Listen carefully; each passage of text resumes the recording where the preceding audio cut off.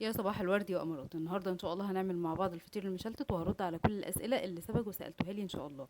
معايا كميه من الدقيق، طبعا انت حره ان انت تعمل الكميه اللي انت عايزاها، تمام. ومعاها حبه ملح، ذره كده ملح زي ما بيقولوا سنه. وبعجن بميه دافيه. المفروض الفيديو ده انا عملته في الشتاء، فانت عايزه تعجني بميه دافيه في الصيف عادي جدا. انا لسه عاملاه يعني اول امبارح، وكان طالع تحفه بصراحه، وعجنته برضو بميه دافيه. المهم ان انت ايه، لازم تعجنيه ولازم تخدميه كويس زي ما انت شايفه كده. عندك حد متضايقه منه، في حد في البيت ضاغط عليكي، مكتئبه، هاتيلك حته عجينه واعجنيها واعمليها فطير مشلتت، والله هتطلع منك كل الطاقه السلبيه والله.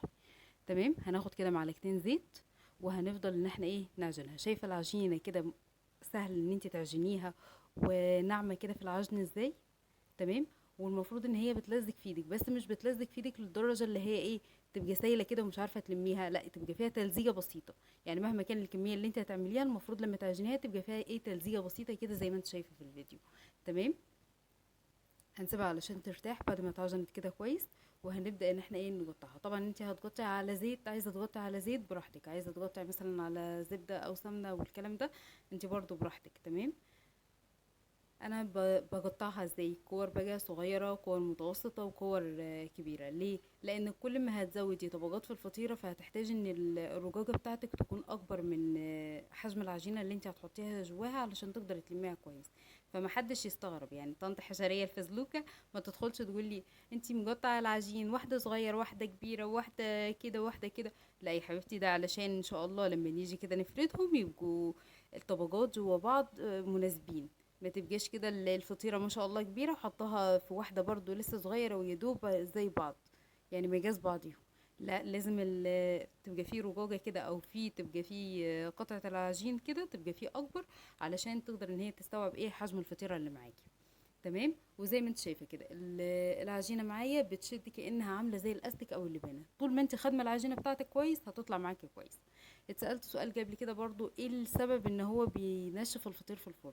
اولا لما تحطي الفطيره على درجه حراره واطيه جدا او هاديه جدا، هي ينشف منك. وكمان لو كترتي له زيت.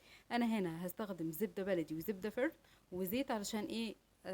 افرد بيه الفطير. تمام. عايزه انت تفردي على زيت وكده وتدهنيه برضو بزبده او سمنه، انت براحتك برضو. انا عملته بسمنه قبل كده، ودلوقتي انا بعمله بزبده عادي. تمام. هتفرد الفطيره كده زي ما انت شايفه، او الرجاجه بتاعه الفطيره زي ما انت شايفه، وتدهنيها عادي. وتحطيها بقى الرجاجه اللي كانت قبليها، او مجموعه الرجاج اللي انت عاملاها دي، تحطيها بقى على ايه، على الناحيه اللي انت قفلتيها عليها. يعني تحطي وشها على الناحيه اللي انت قفلتيها عليها، تخليه من جوه الفطيره، وبعد كده تقفل عليها عادي. وتبداي تفردي. اهم شيء ان انت تفردي من جوه لبره، من جوه لبره. والاطراف تاخدي بالك ان الاطراف تكون ايه، بسيطه. شايفه العجينه لما مرتاحه شغاله معاكي ازاي؟ عامله زي اللبانه بالظبط. تمام اهو شايفه. وتدهني وتلميها تاني عادي جدا. حابه ان انت تفردي على زيت وبعد كده تدهني سمنه او تدهني زبده، انت براحتك. حابه ان انت تعملي زي ما انا عملت كده وفردت على زبده على طول، باللي انا يعني خفتها كده بالزيت، او حطيت لها حبه زيت، عادي مفيش مشاكل. تمام. شايفه معاكي الرجوع شغاله معاكي ازاي؟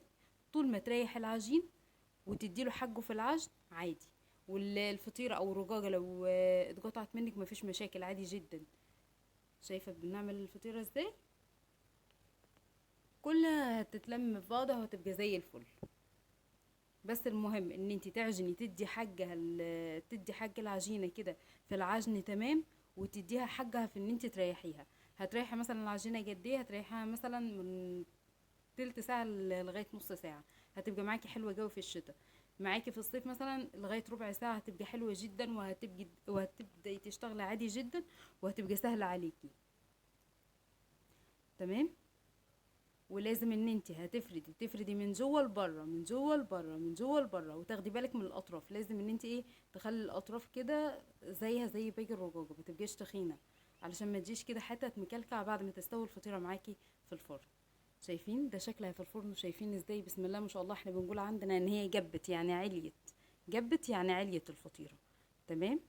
معلش بقى، المقطع ده كان فاتني ان انا اوريكم ازاي بفرد الفطيره في الصينيه بعد ما اتعملت. طبعا بتسيبيها بعد ما تتعمل، لازم ان هي ترتاح علشان تقدري تفرديها كده.